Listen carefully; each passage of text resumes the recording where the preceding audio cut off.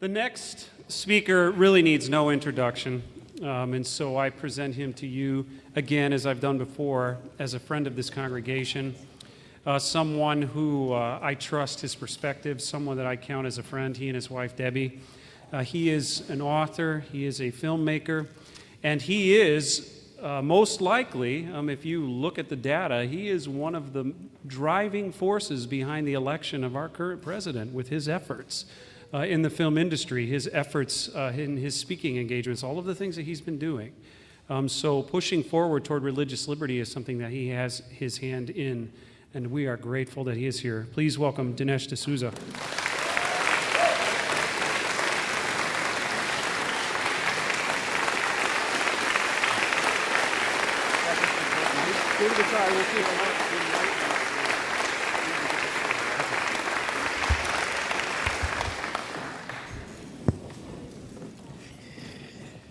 Hello, everybody. I am, wow, I'm really excited to be back. And I'm back because of your leader, Pastor Thoma. This man is not the run-of-the-mill pastor in America. I think you all know that. We're at a time in this country where we need robust intellectual leaders of the Christian faith, people who combine a certain depth of perspective with courage. And Chris Thoma, I think, is up in the very front ranks of that group, so you're lucky to have him, and I'm lucky to be part of this conference.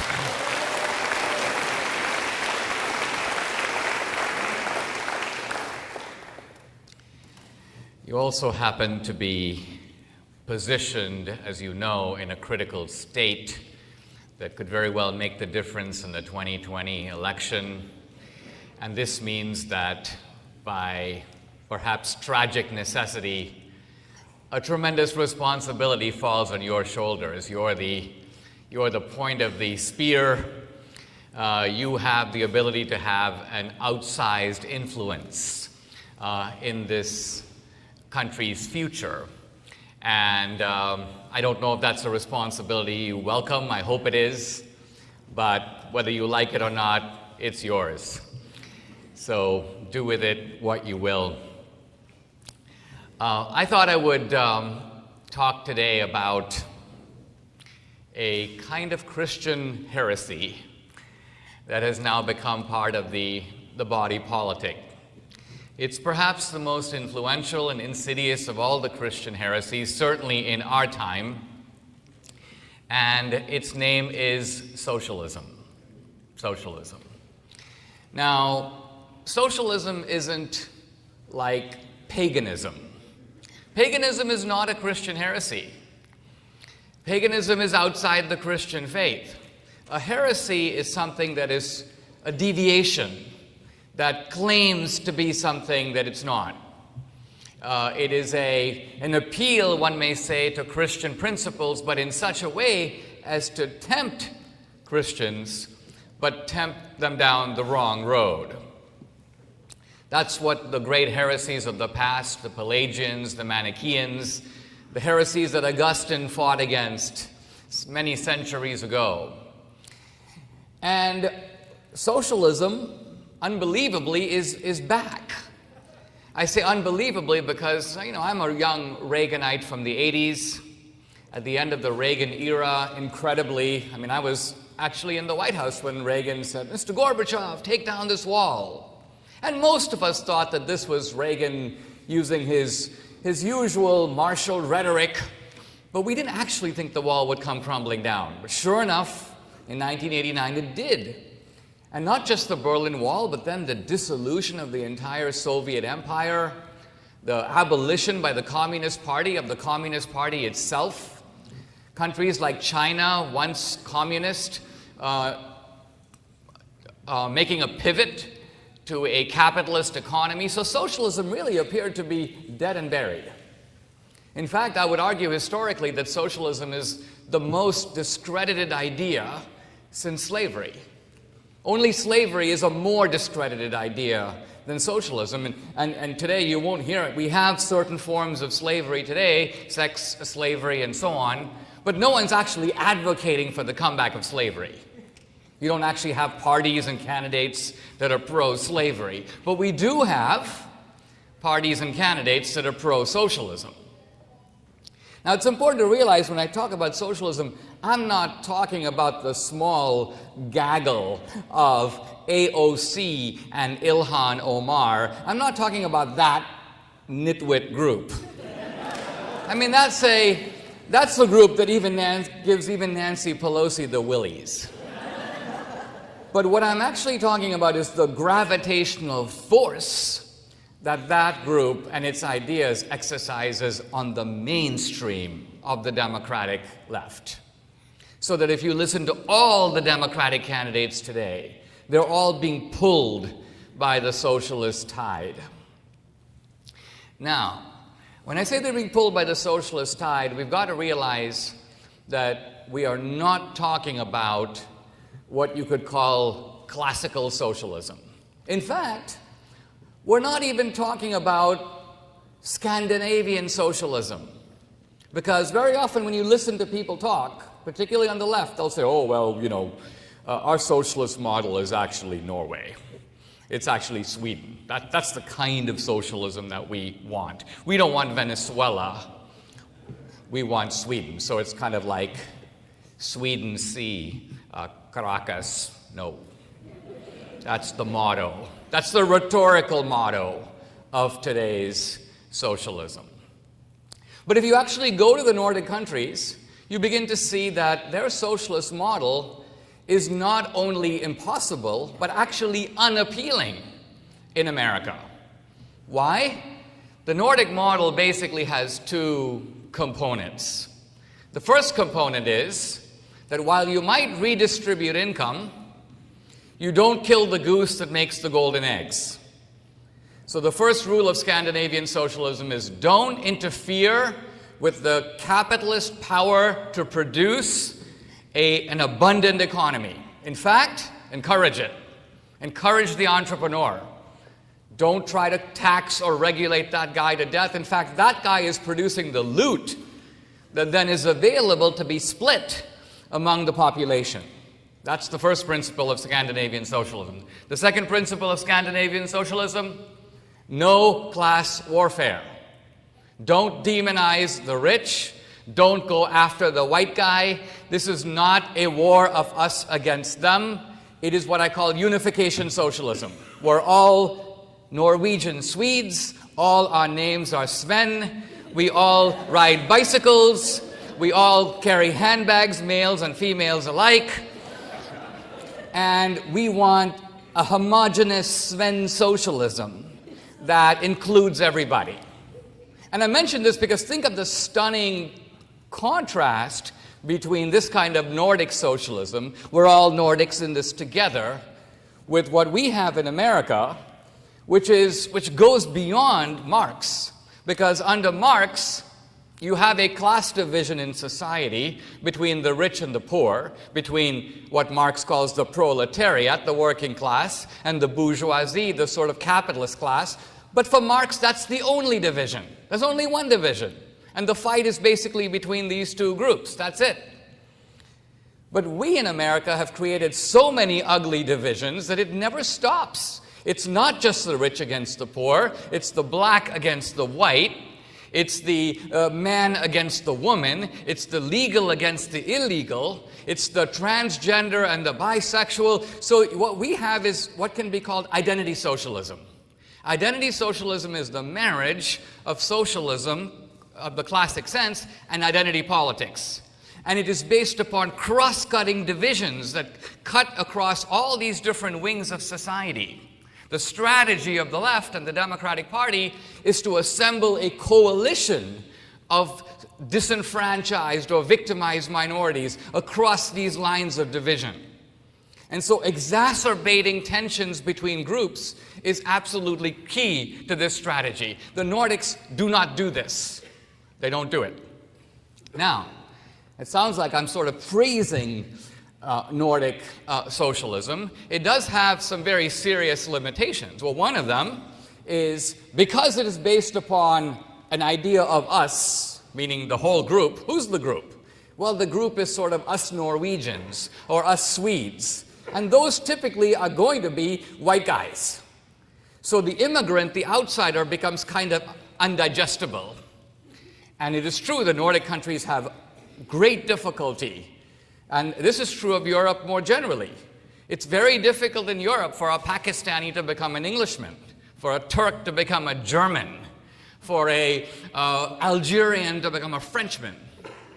Because French identity is based partly on the French language, but it's partly a matter of birth and blood in all those countries. Another important point to realize about Nordic socialism is that when the Nordics talk about high tax rates, 50, 60, 70% marginal tax rates, the fundamental rule of Nordic socialism is everybody has to pay. In other words, the burden, because it's us, and we're doing all these entitlements for all of us, there's no such thing as going after the 1%. There's no such thing as going after the rich. By and large, the high tax rates kick in at $40,000, $50,000, and $60,000 a year. And so the middle class is hit. In fact, the middle class bears the bulk of the tax burden because you've got to add in the 25% value added tax, the so-called VAT, which is on all spending. And obviously, middle-class people spend a greater portion of their income on buying goods. And so they pay more of the VAT than wealthy people, proportionately. And so the bottom line of it that I'm getting at is that while in America, socialism is all about, listen, free college. Now, everyone knows college is not free. Buildings aren't free. Professors don't work for free. It's kind of funny. The other day I was listening on CNN, I think it was, or 60 Minutes. I see this medical student. He goes, man, I'd be such a better medical student if I didn't have to pay these loans. This debt is kind of weighing on my psyche and it's reducing my ability to study to be a doctor. I'd love to have a free education. And I'm thinking, okay, we'll give you a free education, but once you have it, are you willing to work for free? Now that thought had never crossed this dude's mind. His whole idea is, I want the lifestyle of a doctor, I want to have a Mercedes, I want to basically live it up, but even though I'll be earning all that money in the future, I don't want to put up any of it, even in the form of IOUs now, to get the education that enables me to do that. I'm willing to stick that tab on some other guy. All right. It sounds from what I've been saying that I'm talking about socialism here in economic terms. But it's very important, I think, at this point to pivot and show that in America, the real priority of the left is not economic socialism. If you were to, at the Democratic National Convention, pose the following choice, which would you rather have? Legal abortion or free college? I think the answer would be very obvious. It's very clear that the heart of the socialist left in America is not on the economics, it is on the so-called cultural and moral issues. That's what they care about. That's what they will fight the hardest and go to the greatest lengths to prosecute. Look at all this crazy business about Kavanaugh. One accuser after another. And what's interesting is accusers materialize even when he's on the court. You might say, well, this is all about Me Too. This is the Me Too phenomenon, Dinesh. No, it's not about Me Too. Me Too has nothing to do with it. It's all about Roe versus Wade. That's what it's about. In fact, that's what Susan Blasey Ford told her lawyer. That's why I'm doing this. Roe versus Wade, remember? That's what the fight is about. And it's important for us to realize it's a fight that I don't think we're fully kind of ready for. We've never been ready for it. We've never been ready for it in part because, by and large, we're the party of the nice guys. We don't like to fight. We want civility. We want cordiality. And the left knows this, and they use it against us in insidious ways that we should at least be aware of. Let me talk for just a moment and deviate, if I may, talk about this sensitive topic, the Stormy Daniels controversy. The Stormy Daniels affair. Why? Because here's the interesting thing. From the left's point of view, it's not anything to do with Stormy Daniels. It's not, oh, Stormy Daniels is such a pervert. Most of those guys are more perverted than Stormy. More. They don't care about Stormy Daniels being a pervert. That's not important to them. But they know it's important to you. In other words, the left knows that the Christians, the conservatives, were the party of the straight-laced people. And so their strategy is really simple. It's to find somebody like Stormy Daniels and stick her in our face and go, look, here you go. This is what your guy did. And then they sit back and laugh while we pull out long knives and stab our own guy and drop him in the grave. It's a brilliant strategy. It's purely tactical. It's exploiting virtue to achieve a result that in the net will undermine virtue and make us, the virtue party, its executors. Unbelievable. I have to kind of admire it from a distance for its sheer chutzpah and the fact that it always works. It always works. In fact, that's why our leaders are such wimps. They're terrified by us. They're terrified that when the left does what it does to them, we will bury our own guys. They count on it, and it works. The only time it hasn't worked is with Trump. Hey, Mr. Trump, we got something for you. Yeah, what do you got? Stormy Daniels. Here's Trump. What else you got? And that's the peculiarity of Trump, which I'll come back to in the end. Trump has his own strategy. It's called lower the bar and then prove that you can rise above it. But you have to lower the bar first. All right. Back to the pro-life issue. This is, I mean, think about it. You now have all these candidates to go, federal funding for abortion. Why? Because abortion is a right. And if you can't afford the right, well, the government should pay for it. This all sounds so kind of obvious that we find ourselves kind of nodding. Even if we don't agree, we kind of recognize their logic. What we don't recognize is the sheer perversity and extremism of their logic. Because let's think about it. First of all, the abortion right is nowhere in the Constitution. You know that. You can hold up the Constitution to the light, you can turn it upside down, you can squeeze lemon juice on it. It's not in there. No. But let's say it was in there. Then it would occupy the same status as, let's say, your right to free speech, your right to religious freedom, let's say your right against search and seizure, your right to own a firearm. So here's my question. How many of those rights receive federal funding? None of them. We have a First Amendment right to speak. The government doesn't provide us with websites and newspapers. Does the government build our churches? No, we have to do it ourselves on our own dime. You want to buy a gun? Fair enough, you might be able to. You pay for it. They're not going to give you a gun. So how is it that abortion, this one right of all rights, has become so fundamental it trumps all the other fundamental rights, and it is essentially now a super right? What I'm trying to get at is that in the church of modern liberalism, abortion has become a sacrament.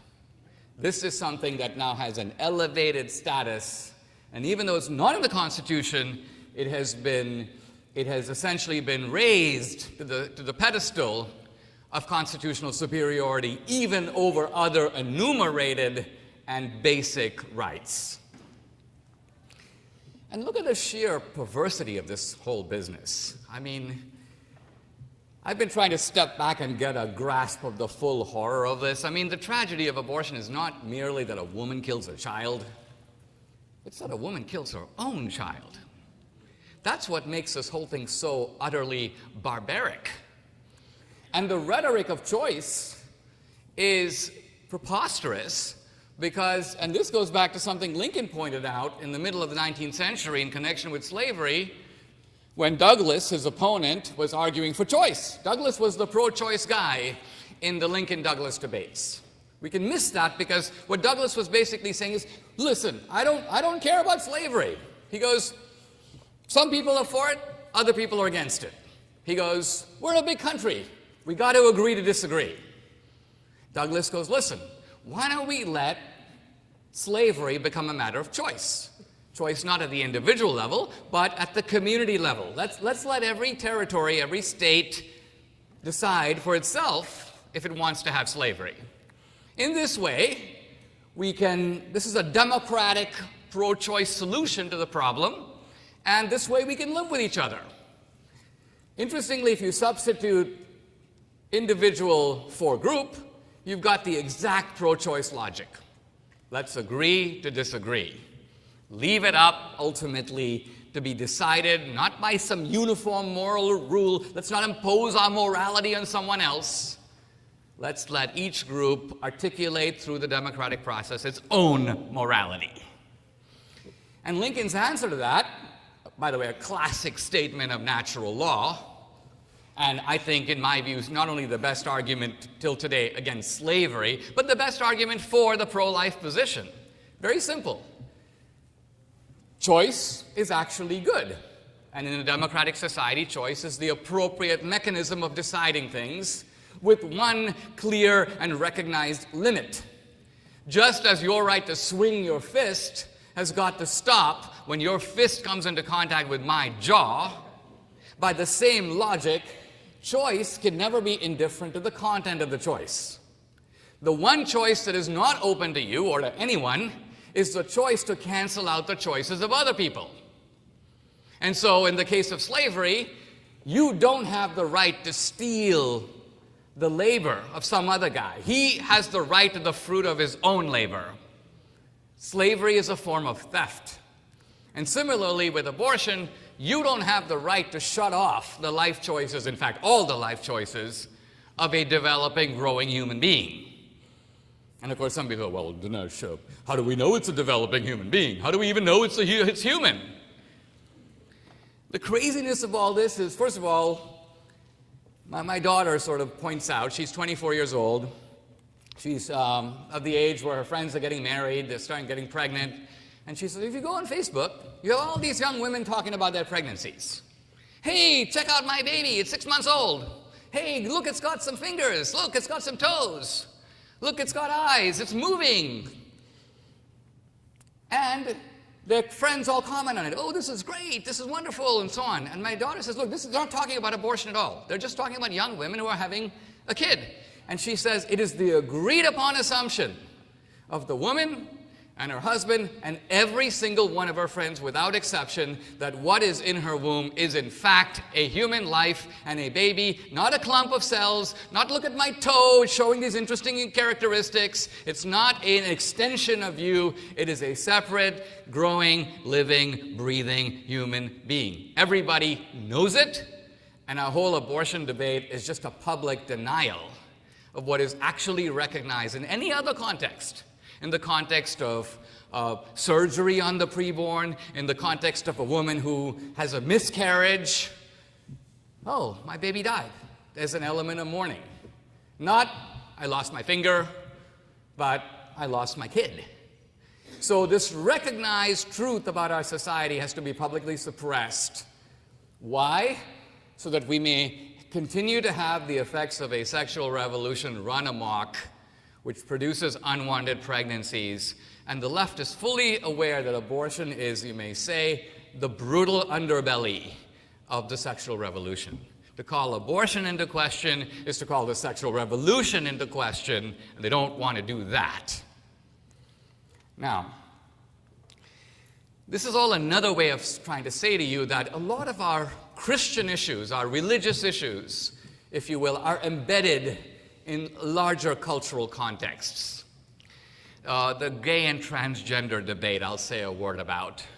Because to me, there is a certain kind of oddity of that debate. And that is, the first oddity about it is, it seemed like there was a kind of national consensus against gay marriage, and then there wasn't. And it happened overnight. And many of us sit back and go, what happened? How did we suddenly lose this fight kind of overnight?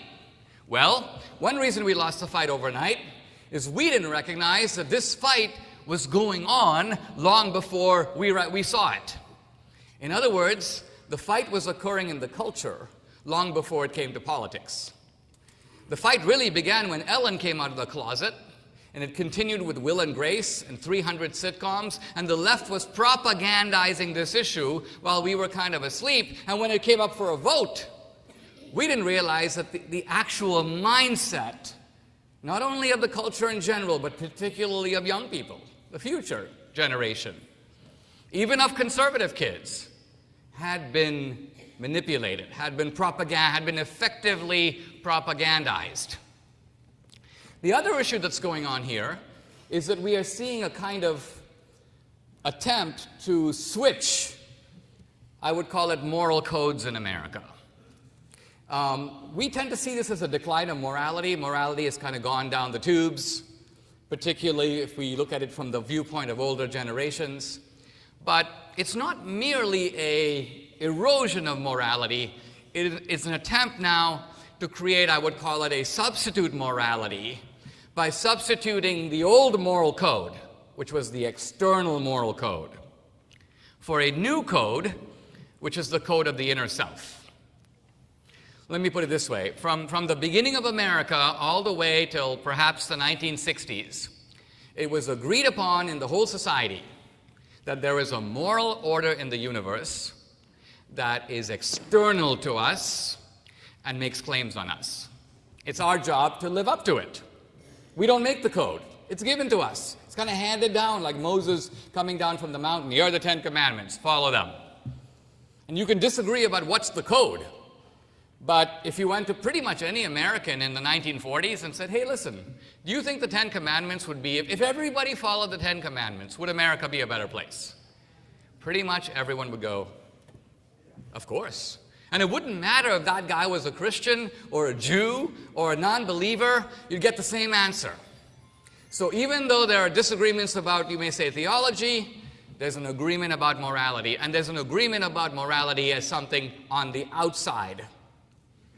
Now, it doesn't mean that everybody lives up to the moral code, but it does mean it supplies the standard for everybody. It's the measure. It's the thermometer. You judge progress, moral progress, by the degree to which you conform to this external code. And the point to make today is that if you're arguing with a transgender guy, or you're arguing with a gay rights activist, you'll notice that they don't argue about the code. They don't want to argue about the fact that, wow, you know, marriage is what it always was. If you ask my grandfather, what do you think about gay marriage? You go, gay marriage? Well, I don't know about it, but it's not marriage. Why not? He'd say, well, marriage has all these definitions. It has all these requirements, which is what it means to be married. And it's not just about being heterosexual. He'd say, well, first of all, in marriage you have to have two people. Can't have 4, can't have 7. It's 2. Second, they have to be adults. You can't have 2 3-year-olds marry each other. Third, they have to be unrelated. You can't marry your sister or your mom. So you have all these criteria, and then one being a man, one being a woman, that's an added part of this mix. And so interestingly, his question would be, okay, if we're pulling up this signpost, this part of the definition, why are we keeping intact all the others? If marriage is some arbitrary social construct, it should be ultimately the same as you and I signing a contract. If 10 people can sign a contract, you can sign a contract with a member of your own family. You shouldn't be any bar to marrying yourself. And when you present these arguments, you realize that the other guy isn't listening to you. Why not? He doesn't accept the external moral code at all. He's arguing on the basis of something else, the inner self. Oh, Dinesh, you know, I don't know if it's nature, I don't know if it's nurture, but I know that it's me. This is the way that I feel, therefore this is the way that I am. Sort of psychology trumps biology, and psychology trumps the external moral code. That is the ultimate decider. So think of what a radical shift we're seeing. In a way, it's the biggest shift of all. It's a shift of moral authority from the external code, which, again, the external code may be seen to come from God, as most of the religious founders believed, but there were some founders who weren't that religious, and they would say it comes from nature. But their point of agreement is that it is an external code, and we are accountable to it. What's new is the idea of morality coming from within. And this is now a very powerful idea in our culture. and it's out there. Now, I want to turn briefly to the issue of separation of church and state, because this has been a bludgeon that has been quite effectively used to keep pastors from preaching openly about politics in the public square. By the way, at the time of the founding, this was normal. Pastors were at the forefront of the American Revolution. One historian was actually telling me about a pastor who was delivering a sermon in a full cassock, and at the end of the sermon, he rips off his cassock, and he's in full military regalia, ready to go out and fight for the revolution. And he was a Lutheran. It is relevantly pointed out. So the point being that there was no sense that in some way your religious or moral views should be kept on the shelf or should be put into brackets or parentheses as a deterrent from stepping forward into the public arena. So why do pastors feel terrified? Well, they feel terrified of the IRS. They feel terrified of the government. They're not wrong to worry about our deep state and its techniques for trying to intimidate you. They're not wrong about that. But what they're wrong about is that if that's going on, there's going to be a way to fight that. And the way to fight that is not to cower in timidity. The justification for staying out of the public square makes absolutely no sense. In fact, when I first came to America, I remember scratching my head about it. They'd be like, well, Dinesh, you know all about separation of church and state, don't you? And I'm like, separation of church and state? Well, let me think about this for a second. I mean, there's a sense in which I totally understand that, and that is that from the beginning of Christianity, there was, in fact, a separation of jurisdictions between church and state, right? When Christ says, render unto Caesar what belongs to Caesar, I recognize that. I also recognize that in Christian history, the church as an institution was always distinct from the state. And so you had even when the Roman Empire basically became Christian, you had, if you will, the secular authorities, and you had the church. And canonical offenses were prosecuted by the church, and secular offenses. I get all that. What I don't get is a sort of radical notion that somehow one has to make distinct your religious identity from your civic identity. I mean, just think about it by means of an analogy to see how dumb this whole thing is. Imagine if you or I were to decide, okay, let's make a church trip, and let's go visit Ireland. It's great. Wonderful Irish culture. Let's go visit Ireland on St. Patrick's Day. It's going to be fantastic. All the parades, all the leprechauns, they're going to pull out all the Irish beer. It's going to be amazing. Even some Irish whiskey for Pastor Thoma. So we all head over there, and it's St. Patrick's Day. We all get out there. Nothing. No St. Patrick's Day. No leprechauns. No parades. No beer. No whiskey. We go, what's going on?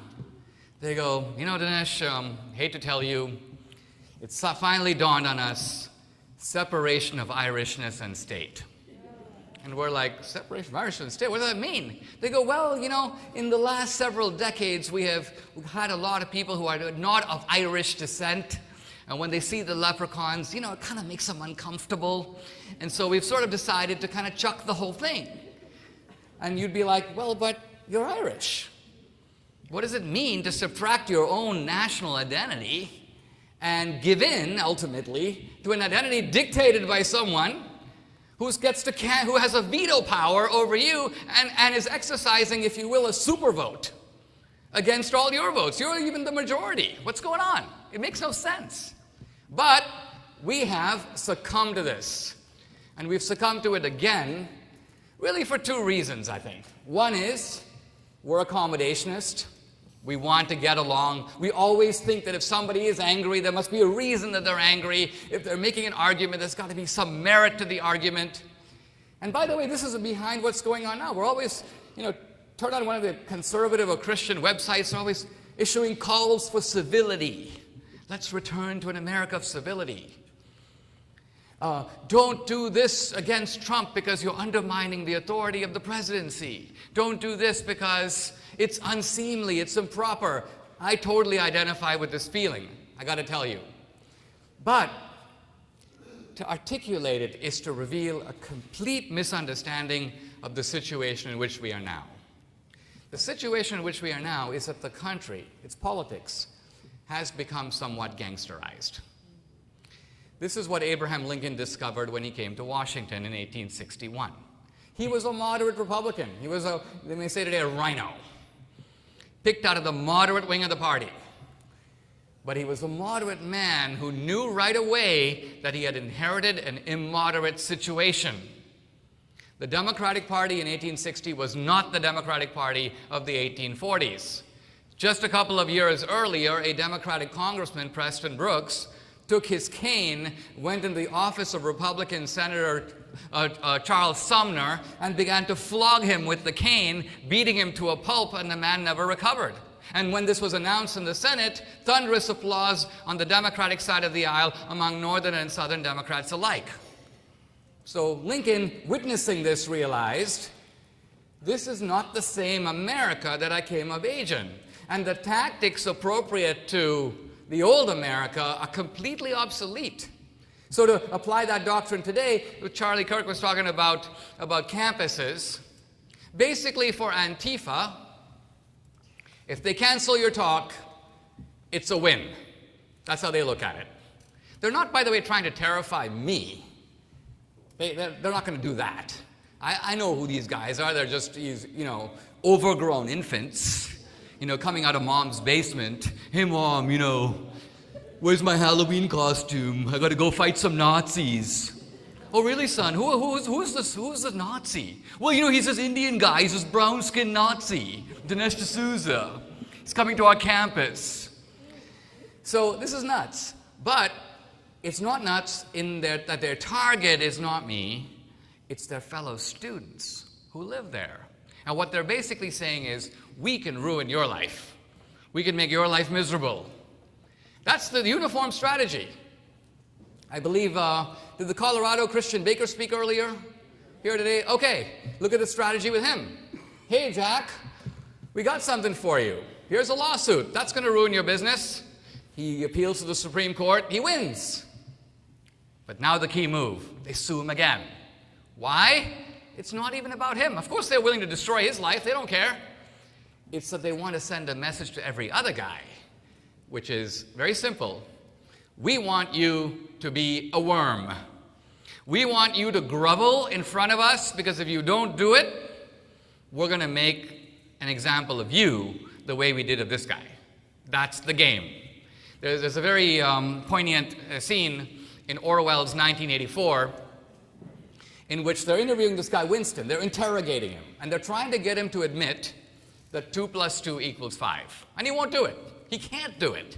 And so they keep pressuring him, and there's hour upon hour of interrogation, and finally he's left alone in a dark room, kind of Paul Manafort style, and then they deprive him of food and sensory deprivation, and he's exhausted and he's weak, and finally he goes, okay guys, 2 + 2 = 5. And you think they'd be satisfied, but they go, no, Winston, we're not satisfied. And he goes, why not? They gave you what you wanted. And they go, we know. But you're only saying that 2 + 2 = 5 because you know that's what we want to hear. Our goal is to make you believe that 2 + 2 = 5. Right now, in your mind, it's still 4. But you're saying it's 5. We need to bludgeon you some more until your mind melts and you actually faithfully think as well as say that 2 + 2 = 5. That is the left's game. I mean, think of the aggression that they're trying to do on us. I mean, they have academia. Charlie talked about that. They got most of that. They've got pretty much all the media. They have much bigger megaphones than we do. They've got pretty much all of Hollywood. They've got not just Hollywood, they have Broadway, they have the music industry. They have all the comedians, with just 1 or 2 exceptions. They've got most of them. So you think they'd be content? No, they want the NFL. Think of it. They want a bunch of oversized guys who run with a ball. They want them. They want the Boy Scouts, and they pretty much got them. They want the Colorado Christian Baker. So what they're trying to do ultimately, you might say, is reduce us to worms. That's what they want. And that has very bad implications for our faith, because we're called not to be worms, but to preach the gospel, to speak up, to be salt and light in the world. And so how do we fight people who are determined at the end of the day to prevent us from doing that? Well, in my view, we have to shift to what may be called a little bit more of a wartime mode. And that's the significance of Trump. He's a little bit of a wartime general. He's not McClellan, he's more like Grant. And Grant had a lot of flaws, by the way. Hey, President Lincoln, we really don't like this guy Grant. He drinks a lot. He ran his father's store into bankruptcy. He's been known to say some very insensitive things about women, and so on. But of course, Lincoln's view was, actually, guys, we're in a war. Come talk to me after the war is over. We'll address all those points one by one. But at this point, I'm concerned about one question, namely, can he fight? Can he fight? Now, the paradox of Trump is that he's not the cause of the division in America. I think you know this. He's the product of it. He didn't make it, it made him. And he is weirdly tailor-made for this situation. I mean, if Trump, I was speaking at a pro-life event.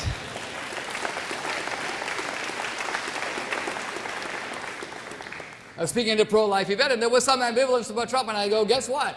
Trump is actually the leader of the pro-life movement, and if you consider that to be strange, and if you think that the pro-life movement as a whole would never have chosen by itself a guy with his characteristics, you just got to put it down to God having an incredible sense of humor.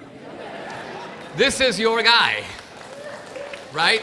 This is the guy who's going to fix the court. This is the guy who actually knows how to take on the other side. This is the guy who got Kavanaugh across the finish line. Now, how do you do it? Partly he did it, you have to say, because he is an incredible mud wrestler. He's a mud wrestler. And the important thing about being a mud wrestler is that you kind of have to enjoy it. You have to enjoy it. Because if you don't enjoy it, you're not going to be that good at it. It's kind of like being an MMA fighter. I don't really like the MMA, but I'm really good at MMA. No, it's not going to. You kind of have to like what you're doing. And Trump does. I mean, I sometimes like to say that taking on Trump in the culture is kind of like wrestling with a pig. Because not only does it get everyone dirty, but the pig likes it. And that's the way he is. It's even strange that Trump's flaws, and he has flaws, but his flaws, oddly enough, metamorphose into political strengths, and strengths that we actually need. He's a ridiculous egotist. He's so egotistical, he makes Obama look modest. Totally. However, when you're the president and you're being flayed on every platform, every second of every day, you're being bashed. They stop Broadway shows to attack you. You're the subject of the Emmys. I mean, a normal human being, thank God Trump is not, a normal human being would be reduced to rubble. You would lose your self-image completely. So my view is that Trump's Himalayan ego is his own personal wall. It protects him.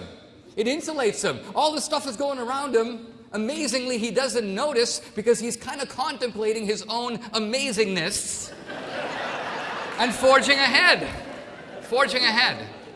By the way, all effective leaders have a little of this. Even Reagan. When Reagan was governor of California, there's a very influential columnist named Herb Cain who would attack Reagan bitterly, savagely every week. And David Gergen, Reagan's assistant, finally says to him, he goes, Governor Reagan, what do you think of these attacks by Herb Cain? Here's Reagan's response. It's like, yeah, he goes, what's eating that guy? Now, you think about this for a minute, because not for a second does it occur to Reagan that any of these attacks have any merit. His only question is, what is psychologically wrong with that guy? So Reagan has the same sureness of purpose and firmness of conviction that Trump does. The other thing about Trump is and I know people react against this, is that Trump is sort of there's an emotional infantilism about him. If you attack Trump, no matter how irrelevant or picayune you are, he has to attack you back. It's an emotional necessity. He cannot not do it. And I think we know as parents that this is actually not kind of ideal parenting style, right? I mean, you want to teach your kids to show restraint, to pick your battles, and we all do this. But here's the point, politically, that we are a Republican Party, and as a party, if I can put it bluntly, we suck. We suck. Look at the Supreme Court. We have appointed the vast majority of nominees to the court. Who put Warren Burger on the court? We did. Who put John Paul Stevens on the court? We did. Who put David Souter on the court? We did. Who put Anthony Kennedy on the court? We did. And then for decades, we sit around, we've appointed the majority of the nominees, we should be controlling the court 7-2, maybe 6-3 at the best. Instead, the court is precariously balanced, and to this day, we're like, or before it was like, how's Anthony Kennedy feeling today? Yay, we got Kennedy. Whoops, we lost Roberts. This is our predicament. Now, why is it our predicament? Because when we come to politics, we think it's a big debating society. If you talk to conservatives and say, who are you looking for on the court? They give you this preposterous list of intellectual criteria. Oh, Dinesh, we're looking for somebody who has a deep love of learning, somebody who is deeply enmeshed in the law, somebody who has a reverence for the founders, somebody who will set their own opinions aside and focus on the text of the Constitution, somebody who will, if the text is unclear, excavate the original intentions of the framers of that text. Blah, blah, blah. This is us. And you know it. This is me 10 years ago. Now, you talk to someone on the left. Who are you looking for on the court? Really simple answer. We're looking for a reliable vote on our side every single time. We don't care who it is. We don't care what their credentials are. We don't care what they think about the Constitution. What we care about is winning.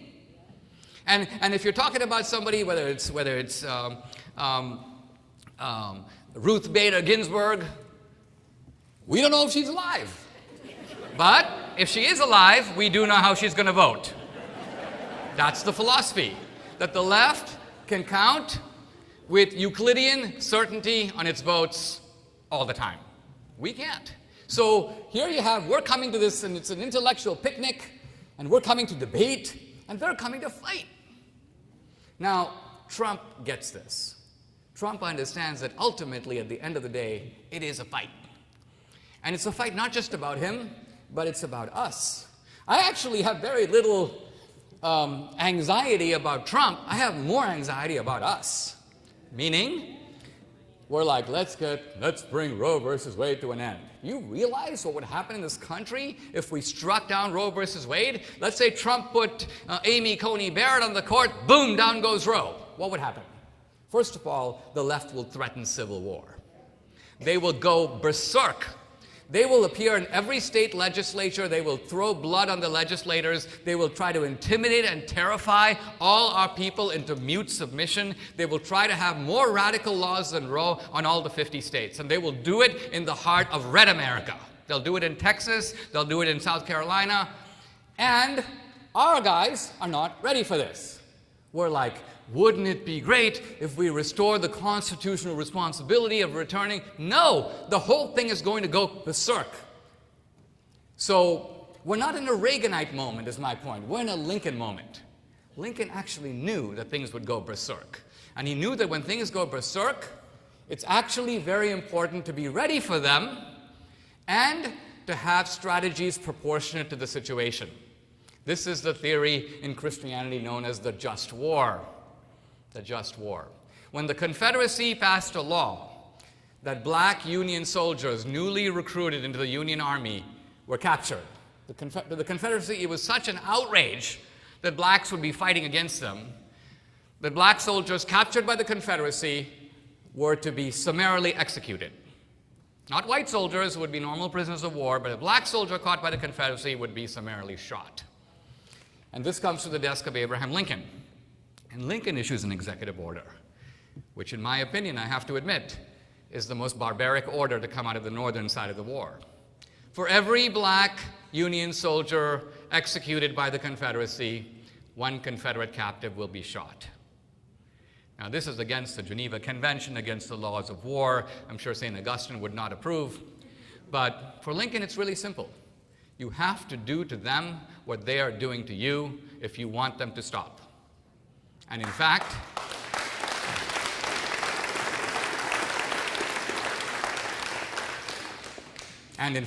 the Confederates did stop, and the executive order was withdrawn. But I mention this extreme example because it seems to me that the road for us to a better America is through the valley and not over the mountain, which is to say that things are likely to go worse before they go better. Because the other side, we've spoiled them. They're accustomed to brutalizing us, and they're accustomed to us taking it. And they know that when they do it to us, they cheat, they do this, we won't cheat. They'll use the state against us, we come in, we won't use the state against them. So that they can wait and come back and do it again. This is their game. This is the game that must be stopped. This is the key to what we have to do. So I think as Christians, what I'm calling for is, well, in Chariots of Fire, they called it a more muscular Christianity. They were referring to it in terms of athletics, but even C.S. Lewis talked about it, and writing at the time of World War II. Lewis understood that there are dark periods in which Christians have to sort of step it up. It's not normal business anymore. This is a time of persecution, or this is a time when you're in a battle, and the fate of the kingdom hangs in the balance. The first Crusaders knew that when they went to Jerusalem. The fate of the holy city hangs in the balance. Either the Muslims will hold it, or we will take it. It's going to be one or the other. I think we're in that kind of moment. Obviously, we're not in a civil war, but we're kind of in a cold civil war. Reagan had a Cold War on the international front. We have a certain kind of Cold War on the domestic front. Small window in my own case. When I was sitting across from these prosecutors from the Obama administration, I could see they were trying to throw all these trumped-up charges against me. They were like, Dinesh, did you exceed the campaign finance law? I go, yes, I did. I should get the same penalty as anybody else who did that. I tried to give $20,000 over the limit to a college friend of mine. I shouldn't have done it. I admit it. They're like, no, not so fast. That's not how we operate. We're going to get you on bank fraud. I go, bank fraud? They go, yeah, because you took your money out of your bank account. And I go, really? And they go, we're also going to get you on mail fraud. I said, mail fraud? They go, yeah, because you put your check in the mail. And so I turned to my lawyer and I go, what are these guys up to? And he goes, well, they're using laws that were passed to go after people like Al Capone and ISIS. You couldn't get him on being a mafia guy, so you get him on tax returns, or you get him on some technicality, get him off the street. But they're using these laws now against a citizen that they see as an enemy.